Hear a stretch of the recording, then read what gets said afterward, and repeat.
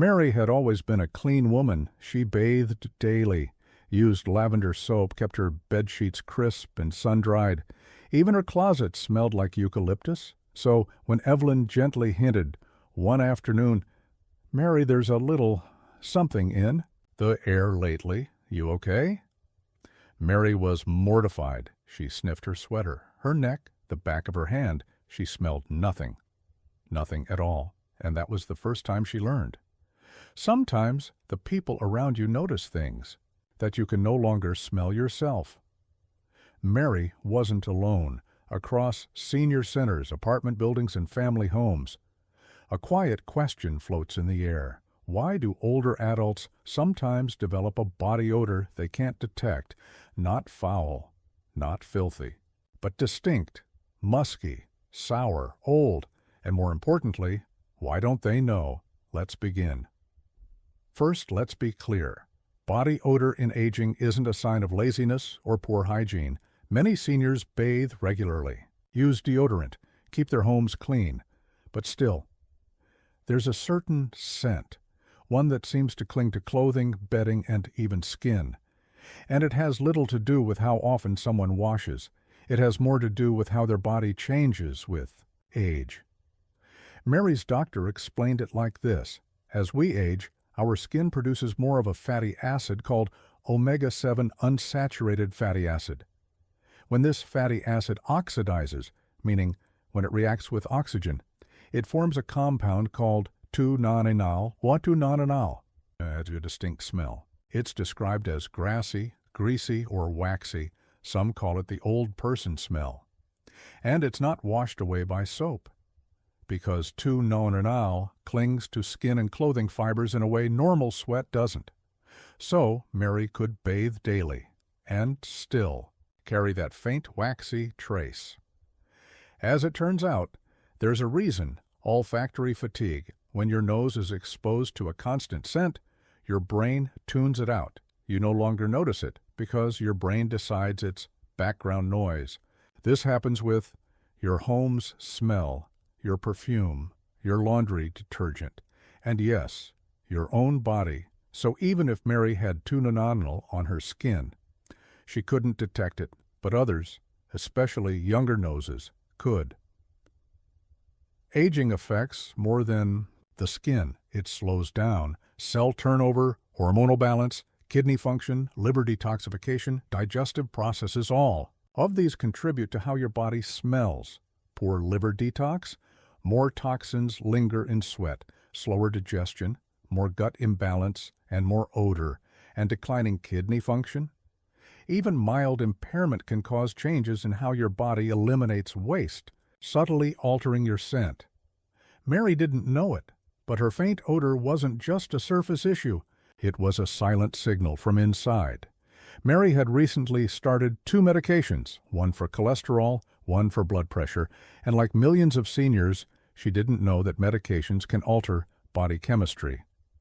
Some medications increase sweat production, change pH of skin, affect liver, shut kidney performance, cause dry mouth, leading to bad breath, or even lead to fungal overgrowth on skin, all of which can contribute to subtle, lingering smells. Again, not offensive, but different. Persistent. Mary didn't care what people thought of her. Not really, but she did care about dignity, self-respect, feeling like herself. And when she realized her body had started speaking in ways she couldn't hear, she felt vulnerable. She remembered her own mother's scent in the final years, how she'd noticed it but never said anything, and how now she was living the same moment. The truth is, most older adults never hear the truth because no one wants to hurt their feelings. No one wants to bring it up. So instead, they sit farther away, open windows, light candles, avoid hugs, and the older adult, unaware, is left wondering why people feel distant. It's not rejection. It's unspoken discomfort. And Mary? She was grateful, Evelyn told her, gently, because knowing gave her a chance to respond. Mary didn't panic. She got curious. She switched to fragrance-free soaps, added baking soda to her laundry, started using a gentle exfoliating cloth once, A week and drank more water. Little steps, but they helped. The scent faded. Her confidence returned, and she realized this wasn't about shame. It was about awareness. In the next chapter, we'll dive deeper into how aging skin behaves, why washing isn't enough, what soap does wrong after 60, and how you can gently reset your skin's natural balance without harsh chemicals, because your skin may wrinkle, but it doesn't have to whisper behind your back. Mary used to believe soap was soap, as long as it lathered, rinsed clean, and left her skin smelling of lavender or lemon. She thought it was doing its job, but the older she got, the more she noticed something strange, the more she washed. The drier her skin became, and the more she scrubbed, the more irritated she felt. Then came the itch, the redness, the patches behind her ears, and sometimes that faint smell she couldn't quite name. That's when she learned her skin, now over 60, didn't behave the way it used to. The skin is the body's largest organ, but after 60, it undergoes a quiet revolution. Oil glands slow down sweat. Glands become less active, the skin becomes thinner. The pH shifts toward more acidity. Cell turnover slows dramatically. What does that mean? It means your skin becomes less resilient, less self-cleaning, and more prone to buildup, even if you bathe daily. So Mary's old soaps, her loofah, her strong scented shampoos, they were suddenly too much. Instead of helping, they stripped her skin and made room for bacteria to thrive. As we age, our skin loses its natural lipid barrier. That barrier keeps moisture in and bacteria out. When it's weakened, a thin, invisible film can build up on the skin. It's not visible. It doesn't flake, but it holds on to oxidized oils, dead skin cells, residue from soap and detergent sweat, and bacteria. This film becomes a quiet breeding ground, and eventually it emits that faint, musty scent Mary didn't notice, but others did. Most commercial soaps have a high pH, between 9 and 10. Your skin, especially after 60, prefers a pH closer to 5.5.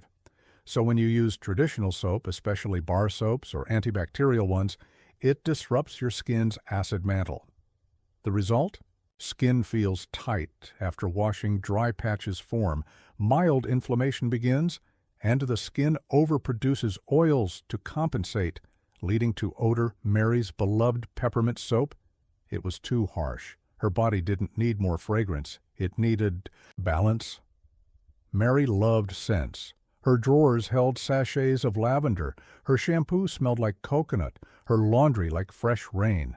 But she learned that most synthetic fragrances are alcohol-based, disrupt skin pH mask odors instead of addressing. Causes can irritate aging skin over time. Even natural oils, like tea tree or eucalyptus, can be too harsh if overused. So, Mary pared down. She chose unscented cleansers, switched to mild, creamy body washes, and began using a gentle toner after bathing to restore her skin's pH. Mary also realized she'd been skipping certain spots. Behind her ears, under the breasts, folds.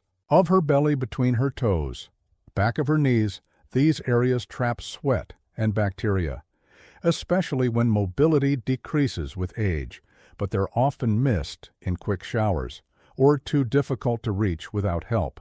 She bought a long-handled sponge and took her time, not scrubbing hard, just paying attention. What touches your skin all day? Clothing, towels, bed sheets, and Mary learned something else. If you wash those with heavy detergents or skip rinsing properly, the residue left behind can react with sweat and skin oils, especially if your skin is drier and more absorbent in older age. So she switched to fragrance-free detergent, hot water for sheets and towels, a vinegar rinse once a week, drying her clothes in the sun whenever possible, and it made a difference. Mary also drank more water. She used to sip tea all day, but tea is a diuretic. Now she starts with a glass of warm water in the morning, another mid-morning, a small glass after lunch, and sips throughout the day. Why? Because dry skin often reflects internal dryness.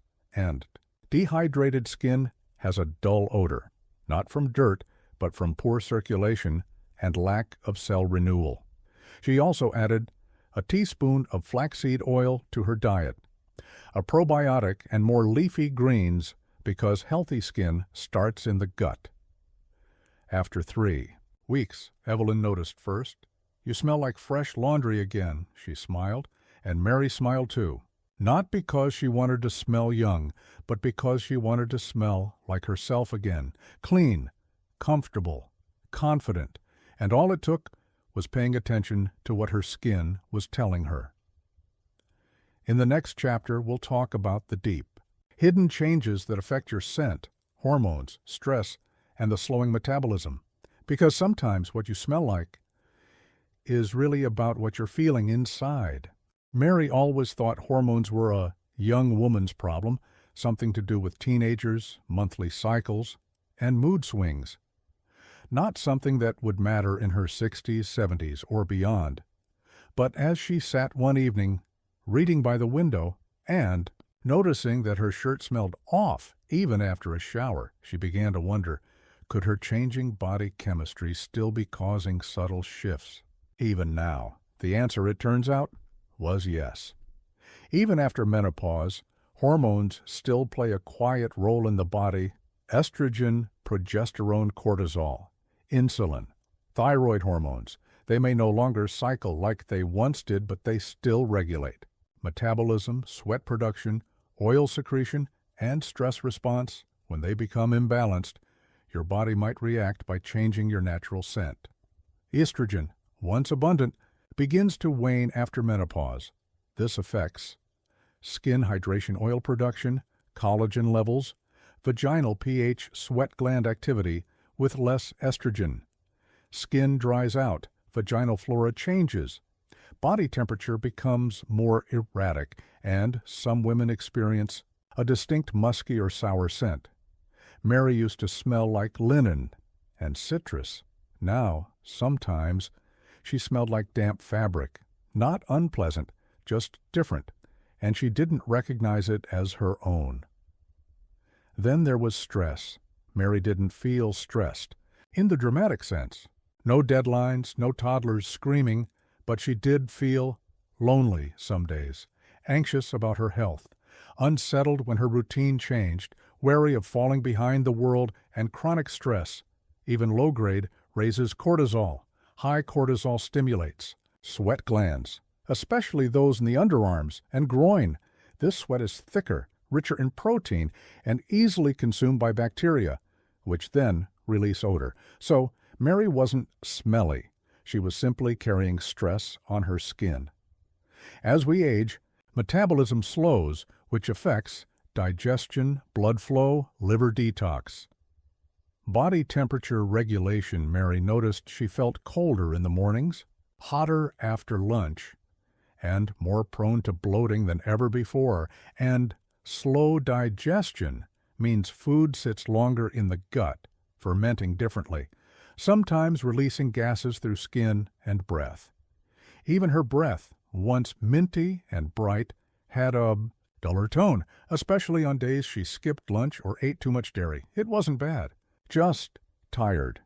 Mary's diet had changed. Less red meat, more toast and jam, lots of tea, occasional cookies, sometimes not enough protein, but she didn't realize. Certain foods influence body odor directly. Garlic, onions, cruciferous vegetables, strong sulfurs, coffee, acidic sweat, sugar, feeds yeast and bacteria, processed carbs, increase inflammation, alcohol, sweat excretes it. Too little fiber slows digestion. Mary's afternoon tea with sugar and buttery biscuits, delightful for the moment, not so much for her scent. Mary didn't want hormone therapy, but she did find gentle support from sage tea, helps hot flashes, and sweating probiotics, balances gut and digestion chlorophyll.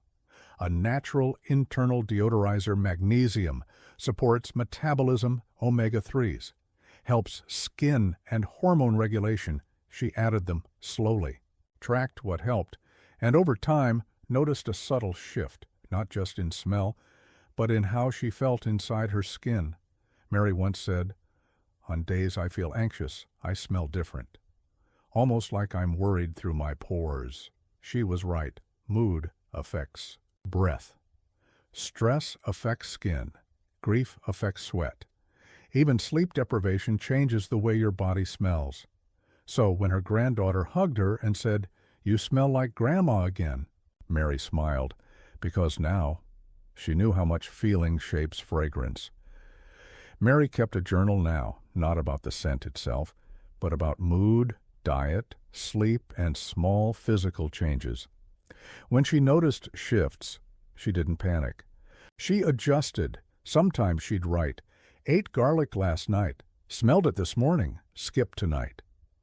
Felt tense all day, smell lingered longer. More water, cleaner shirt collar. These weren't complaints. They were signals, clues, from her body to her brain. It took a few months, but Mary noticed. Her sweat became lighter. Her underarms stayed dry longer. Her breath felt cleaner after meals. Her confidence returned, not because she masked anything, but because she understood why it was happening, and when you understand something, you stop fearing it. In the next chapter, we'll explore how what you wear affects how you smell, why synthetic fabrics trap odor, the secret power of natural fibers, and why clothes you think are clean might still carry yesterday's scent, because sometimes it's not your body, it's your laundry. Mary loved her sweater. It was the same deep purple cardigan she'd worn every winter for 5 years. Soft, familiar, a little frayed at the sleeves.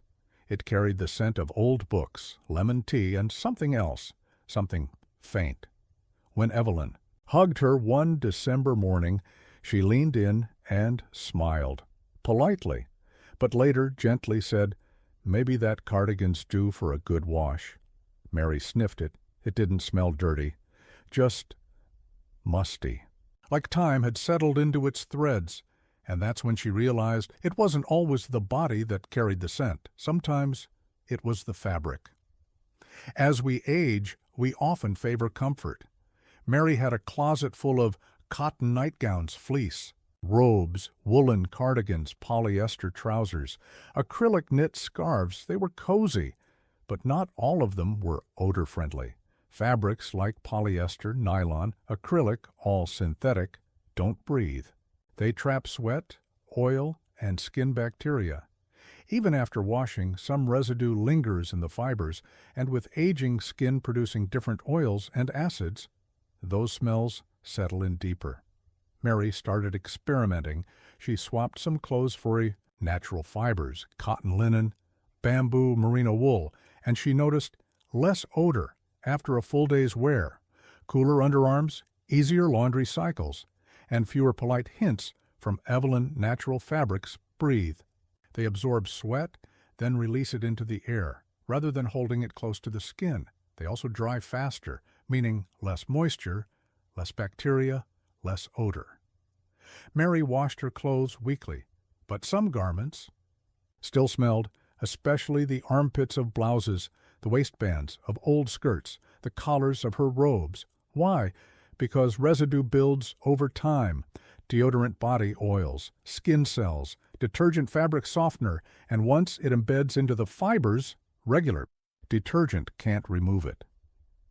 Mary learned a few tricks. Soak in vinegar water, 1 cup white vinegar in a tub of warm water. Let it sit for an hour, then wash as usual. Use baking soda sprinkle on problem areas before washing. Switch to unscented detergent. Fragrance can mask, but not remove odor. Hang dry in sunlight. UV rays help kill bacteria naturally. Rotate clothes more frequently. Wearing the same house robe 3 days in a row? Comfortable, but risky. Now, she could wear her sweaters again without worry. Mary realized she rarely washed her nightgowns. I only wear them to bed, she thought. But the body sweats at night, even lightly. And when older adults get up frequently, or use the bathroom, or toss and turn, moisture builds. Her pillowcase and nightgown, once sources of comfort, became quiet sources of odor. She began changing them every 2-3 days. The result, she slept better, felt fresher, and even noticed fewer skin irritations on her back. Mary had a pair of slippers she adored, but one day, as she knelt to tie her shoe, she caught a whiff of something sour. Not her feet, her slippers, socks, and insoles trap foot. Sweat. Even in winter, and with age, feet can become drier, with thicker skin and slower nail growth, creating the perfect space for odor-causing bacteria. She began washing slippers regularly, sprinkling baking soda inside overnight, airing them in sunlight weekly, wearing moisture-wicking socks, not just cute woolly ones. And yes, she even treated herself to new slippers. Mary's closet smelled like her, but that was the problem. When clothes aren't worn often, or when closets aren't aired out, scent settles in. She opened her wardrobe once a week to let air circulate, placed small bowls of baking soda inside washed clothes before storing them for the season, avoided mothballs, which masked but worsened the issue. She also rotated which sweaters she wore, not just out of habit, but to prevent overwearing a favorite scent trap. Now, Mary follows her personal rule of 3. If I wear it all day, I wash it after 1 or 2 uses. If it touches skin directly, I never wear it twice in a row. If it smells okay but feels wrong, I trust my gut. Because our noses might forget, but our confidence remembers. 1 month later, Mary put on her favorite purple sweater again, freshly washed, aired in the sun, spritzed lightly with linen water. Evelyn hugged her, took a deep breath, and smiled genuinely. You smell like winter mornings and good stories again.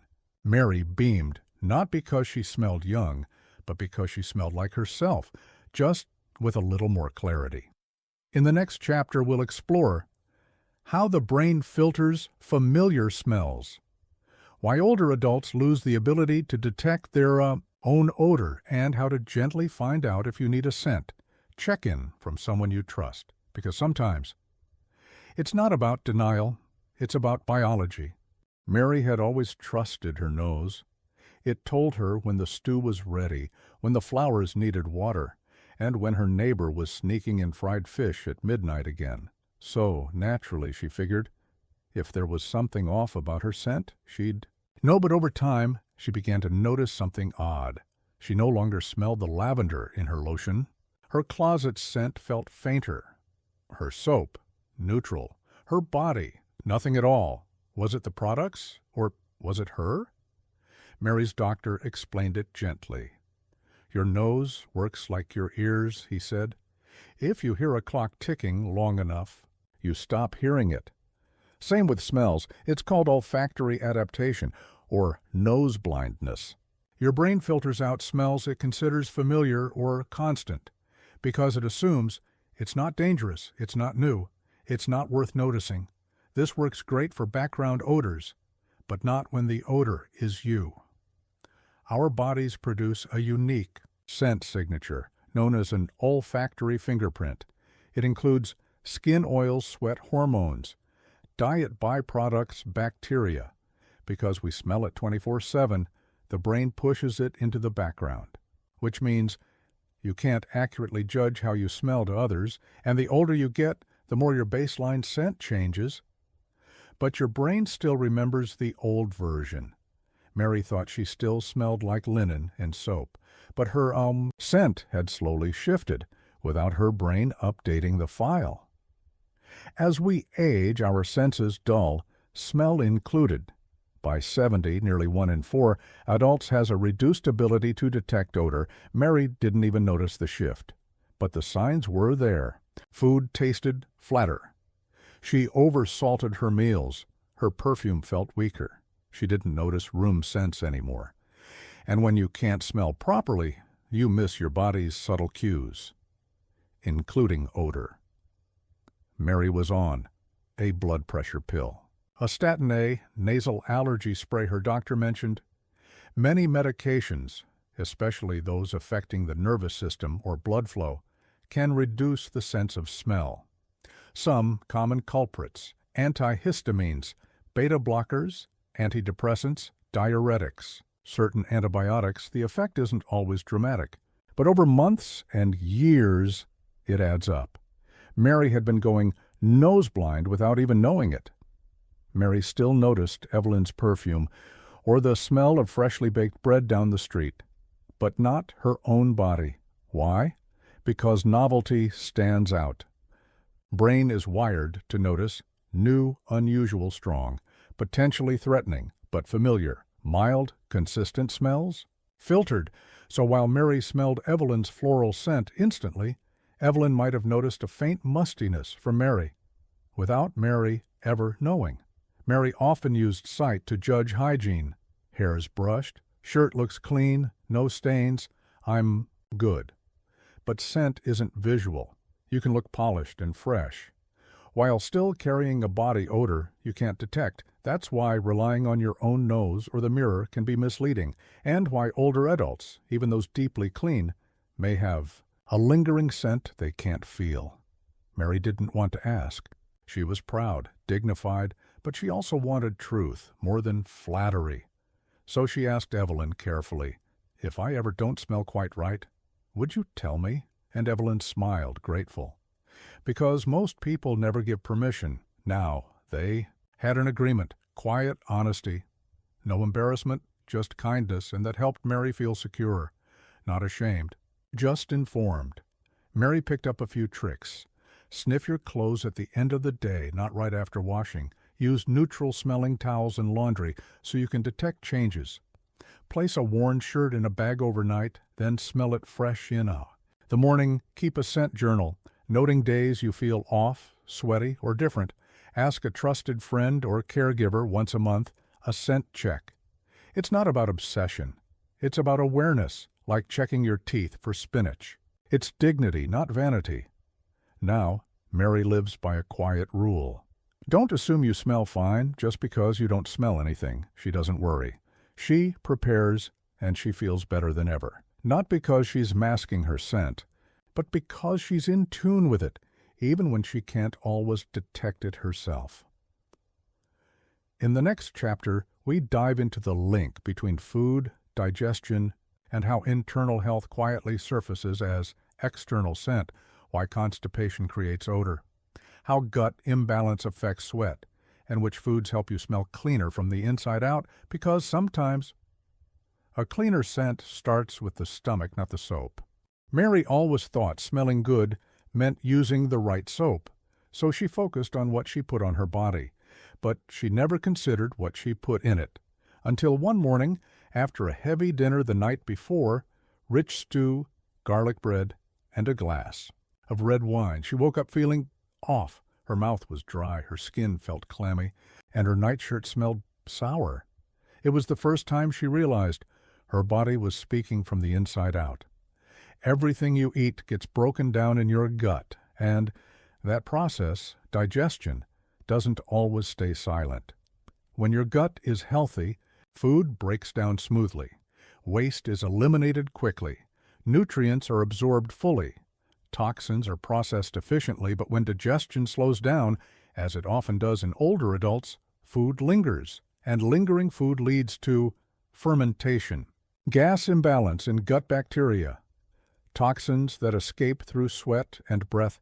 In other words, when your gut struggles, your body smells it. Mary had always been regular, as she put it, but lately she went 2, sometimes 3 days without a proper bowel movement. She didn't think much of it, but what she didn't know was constipation allows waste to sit longer in the colon. As it does, it releases gases, allows bacteria to multiply, increases pressure. On detox organs, causes toxins to re-enter the bloodstream. These toxins can come out through the skin, the breath, the urine.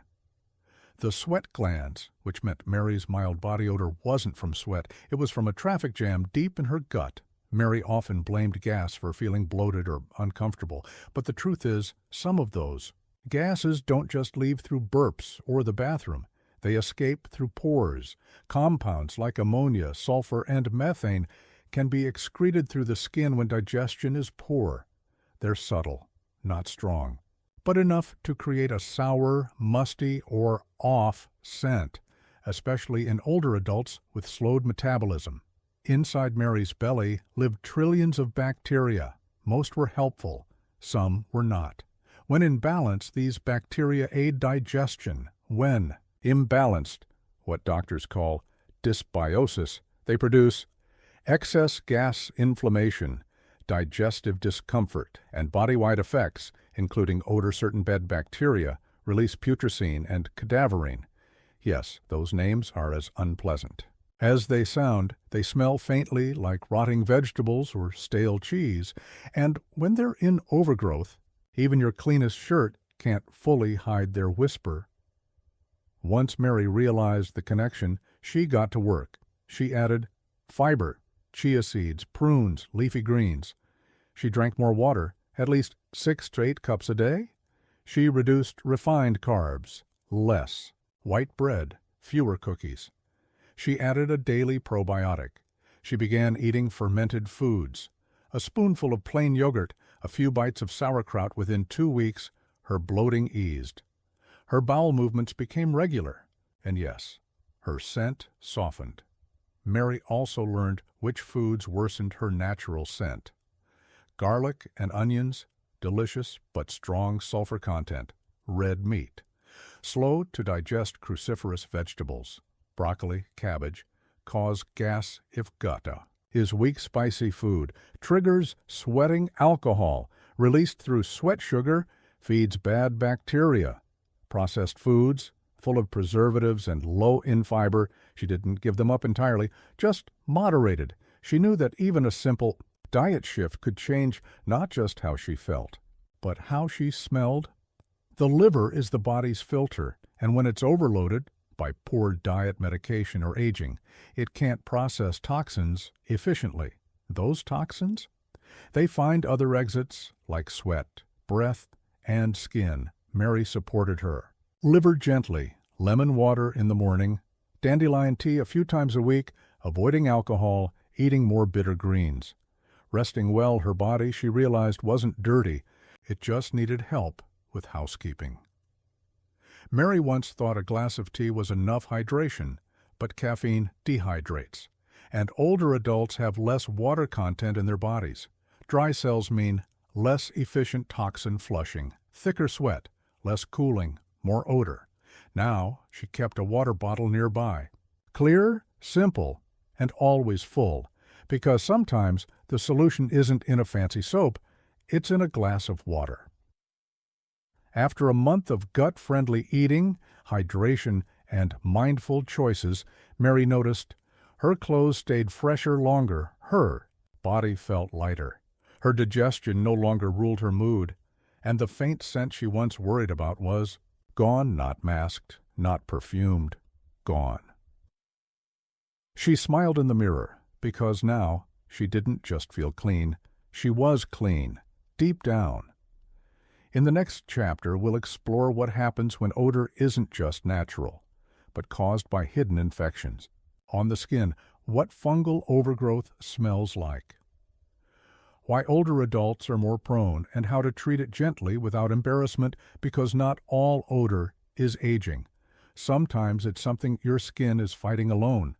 Mary was meticulous about cleanliness. She showered daily, changed her sheets weekly, used fragrance-free laundry soap, drank her water, ate her greens, and walked her little dog, Lily, every morning. But one day, as she changed clothes, she caught a different kind of smell. Not sour, not sweaty, but almost sweet and damp. She washed again. It came back. That's when her doctor gently explained, "Mary, sometimes it's not about how clean you are. It's what your skin is fighting." As we age, skin changes. It thins, heals more slowly, becomes less oily, or more oily in patches, and loses some of its protective microbiome. This makes it easier for tiny invaders to take hold. Fungi, yeast, bacteria, they live on everyone's skin. But when they overgrow in the wrong places, they cause irritation, rash, redness, and yes, odor, especially in places where skin stays moist. Mary's doctor asked, Do you sweat under the breasts? Yes, she nodded. In skin folds? Behind the knees? Under the belly? Yes. Between the toes? Oh, yes. These places are warm and dark, ideal for fungi or bacteria to grow quietly, especially if the skin isn't dried well after bathing. The result? Intertrigo, a red, sore rash with a musty smell, Tinea corporis, ringworm, causes circular patches and odor candidiasis, a yeast overgrowth often found in folds, fungal foot infections, leading to foot odor, peeling, and itch. Mary had been clean. But her skin had been quietly struggling. Not all body odor smells the same. Infections may cause yeasty or bread-like scent, often a sign of Candida overgrowth, cheesy odor, common in fungal skin or foot issues. Ammonia or sharp smell may indicate bacteria in damp areas. Sour, sweet, or fermented smell, especially in underarm or groin folds. These aren't necessarily strong, but they linger, especially in clothes, sheets, and towels. Mary now understood her faint odor wasn't about hygiene. It was her skin asking for help.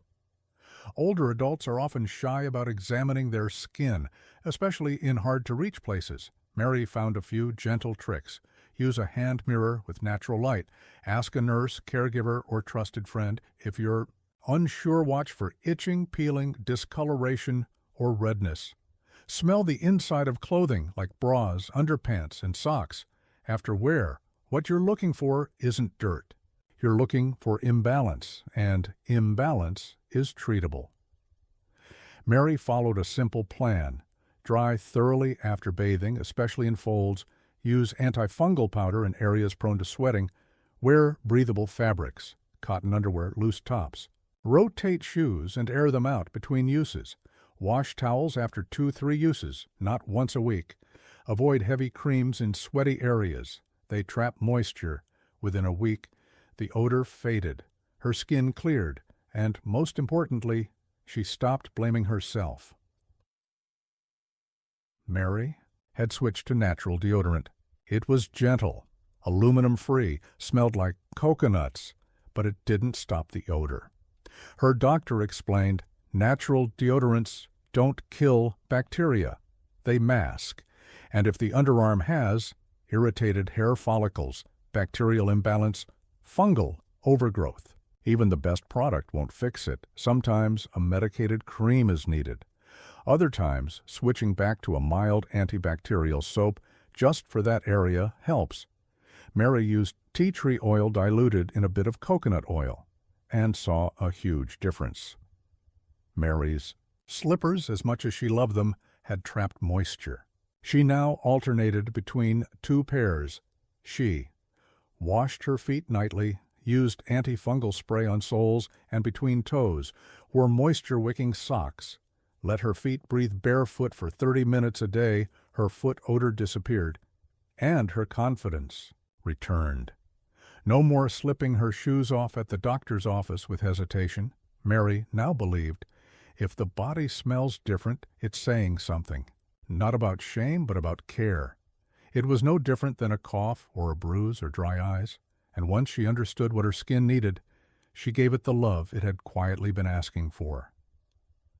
In the next chapter, we explore how mold, dampness, and dust in your home, old furniture and fabrics, humidity and ventilation all contribute to a background smell that clings to skin and clothes.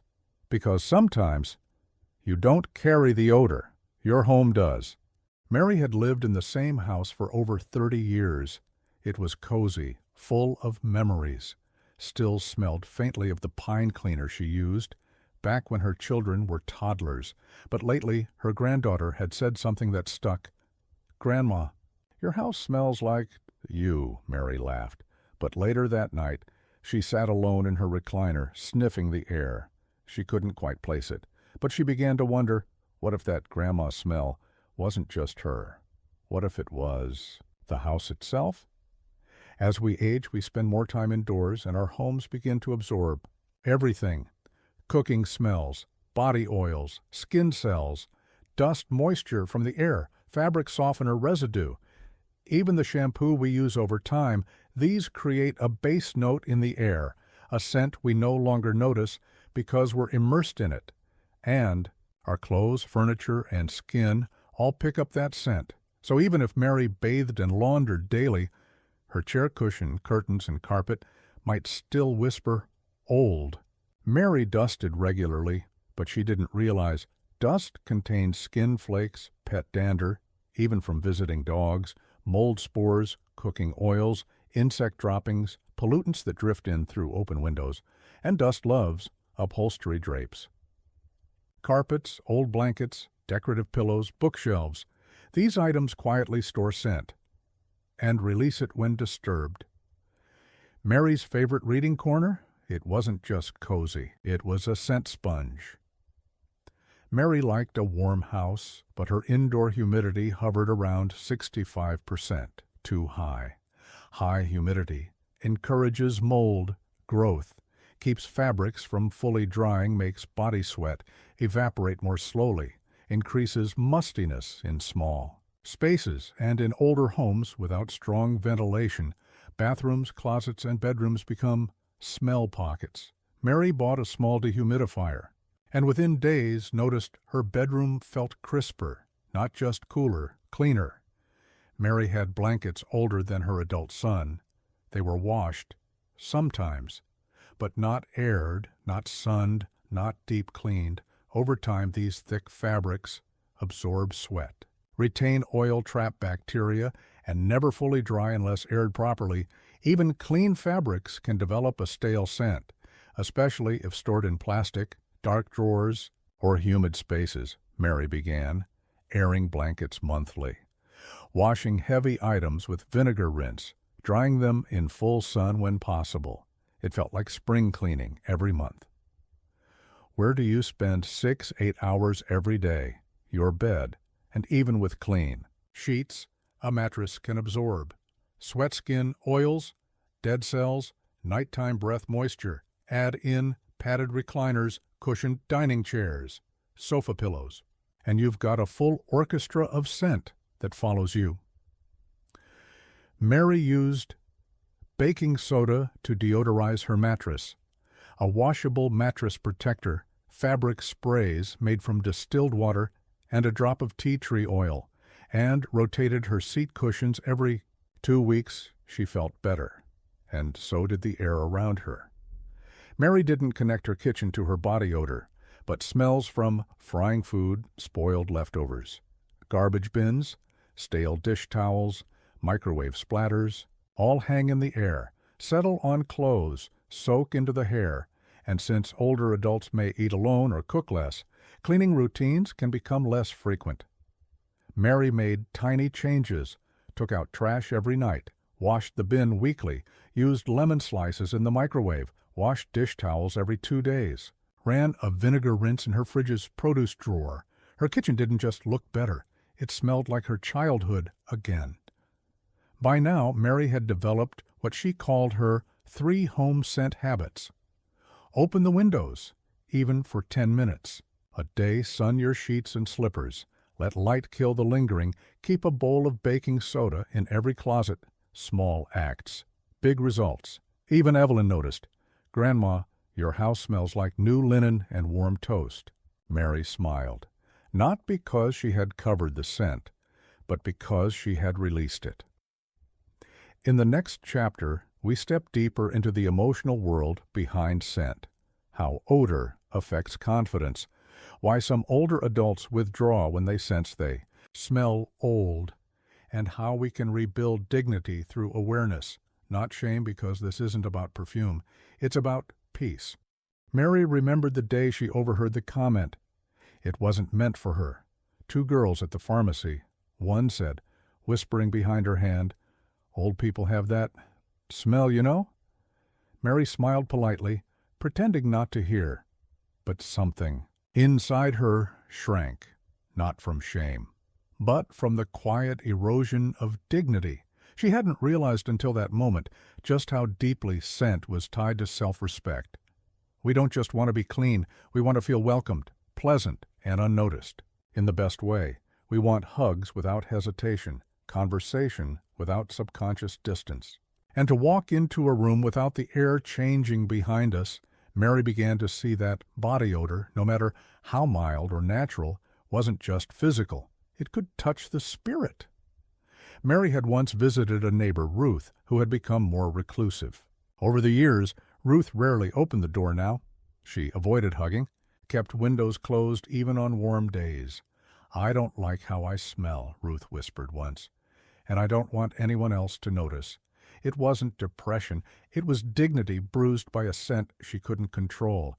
This is more common than people admit, older adults who sense they smell old may pull back from social events, stop inviting visitors, avoid doctors or caregivers, feel ashamed of aging, lose confidence in small, daily acts.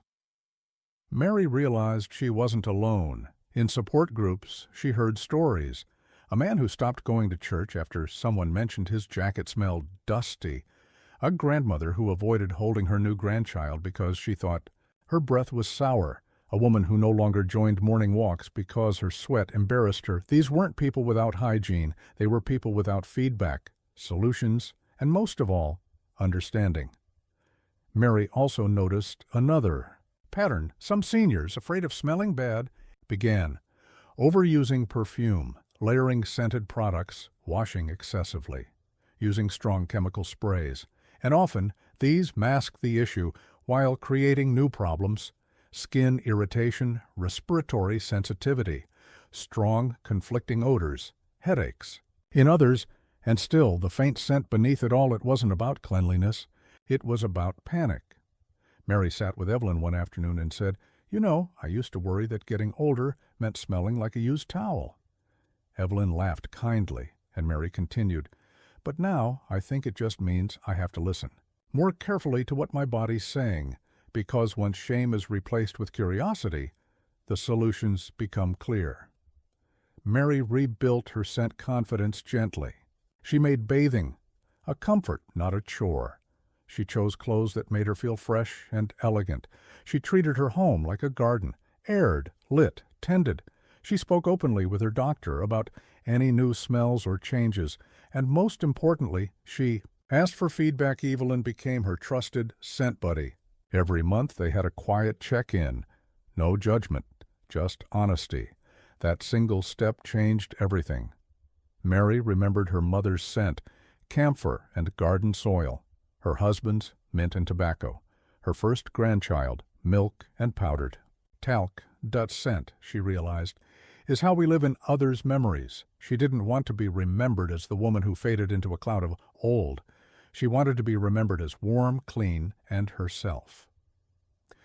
Months after her journey began, Mary visited Ruth again. She brought a small bag of unscented soap, a bottle of gentle apple cider rinse, and her own story. Ruth cried, then laughed, then hugged her, tightly, and for the first time in years she didn't pull away, because when dignity is returned, people step back into the world, one fresh-smelling step at a time. In our final chapter, we'll talk about how to ask for help with scent without shame, what caregivers, nurses, and family should understand, and how to preserve dignity when managing hygiene becomes difficult physically, because aging with scent is natural. But aging with dignity is a right. Mary had always been independent. She brushed her own hair, folded her own clothes, made her own breakfast toast with butter and jam, but after her hip surgery, she found it hard to bend. Reaching her toes? Impossible. Washing under her arms properly? Difficult. And changing her sheets? Exhausting. For the first time in her life, she needed help to stay clean, and that was hard. Not because she didn't trust her caregivers, but because letting someone else wash you, it doesn't just touch your body, it touches your pride. Many older adults face this quiet battle. Their minds are alert, but their bodies resist. Arthritis makes it hard to lift arms high enough for a proper wash. Parkinson's tremors make shaving dangerous. Stroke leaves one side of the body numb. Vision loss means missing spots while bathing. Fatigue turned showering into a full-day event, and yet, the expectation to stay fresh remains. Mary wasn't lazy, she was limited, and no lavender soap could fix that. Mary once told Evelyn, "It's not that I can't do it, it's that I have to ask, and that asking hurts more than the ache in my back." Because needing help with hygiene touches deep places. Shame, fear of judgment, embarrassment, resentment, grief over lost independence. Many seniors begin avoiding care because of this. They say, "I'm fine," when they're not. They skip social events. They live in quiet, stale routines, but not because they don't care, because they care too much to be seen as less. When Mary's caregiver, Joan, arrived, she didn't just bring wipes and towels. She brought gentleness. She said, "Let's make you feel like a queen today. Tell me what's comfortable for you. Would you like lavender or no scent today? I'll warm the towel first. Take your time. I'm here for you." And in those words, Mary felt safe, not exposed, not weak, just human. If you care for someone aging or plan to one day, here's what Mary's experience taught. Always ask permission, even for something routine. Dignity begins with choice. Use language that uplifts. Say, "freshen up" instead of "clean you." Protect their privacy. Close doors. Use soft lighting. Cover them where possible. Involve them. Let them. Hold the soap or choose the washcloth. Independence, even in pieces, matters. Never rush. Hygiene is not a task. It's a moment of care. Reflect. Don't replace. Ask, "How did you used to do this?" Bring them into the memory of autonomy. Mary's condition improved, but she understood now. There may come a time when she can't do it at all. And that wasn't a failure. It was a phase. If that day came, she had a plan. A trusted nurse trained in elder hygiene. A schedule she helped design, products she chose herself. A room arranged for comfort and dignity. Because when others wash you, dry you, help you into clothes, they're not just handling skin, they're handling your identity. Mary read once that many elders in care homes are labeled musty or unclean. But it wasn't laziness. It was lack of support, resources, or kindness. She believed strongly. Every person, no matter their age or ability, deserves to feel fresh, to smell like they're still seen, because scent isn't about luxury. It's about being acknowledged, and neglecting that neglects the person inside the body. In her final journal entry on the topic, Mary wrote, "I don't need to smell like roses. I just want to smell like someone who's still alive, still loving, and still worthy of a hug. That's all. And that perhaps is the heart of it, not to erase scent, but to meet it gently, respectfully, with help when needed, because aging with odor is normal. But aging without shame, that's a gift we can give each other." If you're an older adult, a caregiver, or simply someone with aging loved ones, remember, scent is not a secret, it's a signal, and every signal deserves an answer filled with care, not criticism, from fresh air to fresh clothes, from laughter to soap. We all deserve to carry ourselves through the world with dignity, even especially when we need help to do it.